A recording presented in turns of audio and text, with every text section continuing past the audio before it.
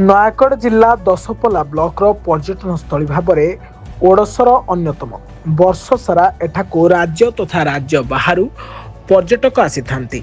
Dam नील रंगर जलराशि सबुज बनानी मृग विहार सुंदर परिवेश पर्यटक मानक आकृष्ट करिथाए। वर्ष तमाम पर्यटकों भीड़ एठारे देखा मिले। पिलामानंक निमंते विभिन्न खेलर सुविधा मध्य रही।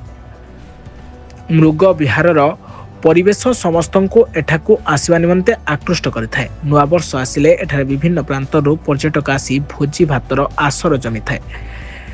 यह सबुज बनानी और नील जलराशि सुप्रशस्त और सुदीर्घ बंध लगी समस्त पर्यटक एठाकू आग्रह सहकारे आसी थांती और हस खुशी रे सबुकिछिर मजा नहीं थांती। मात्र भोजी भातर आसर पाई पानीर समस्या लगी रही। नलकूप गुड़िक प्राय अचल। बंध मध्यरु पानी लोक आसुथिबार देखा जायछि। पर्यटकों मतरे पीवा पानी समस्या दूर करागले अनेक पर्यटक भीड़ लागिबो।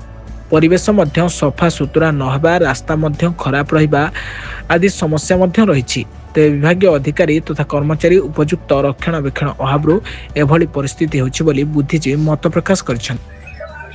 माने गाँव दशपल्ला डैम टी आसा लोक बेसी आग्रह हेल्ले सबू जिनस आभेलेबल अच्छी पानीटा सिस्टमटा ना पानीटा जदि टे सुविधा हाँ बोले लोक रोषे करने सुविधा पाते। दशपल्लारू बलभद्र करंक रिपोर्ट, ब्लैकेट न्यूज ओडिया।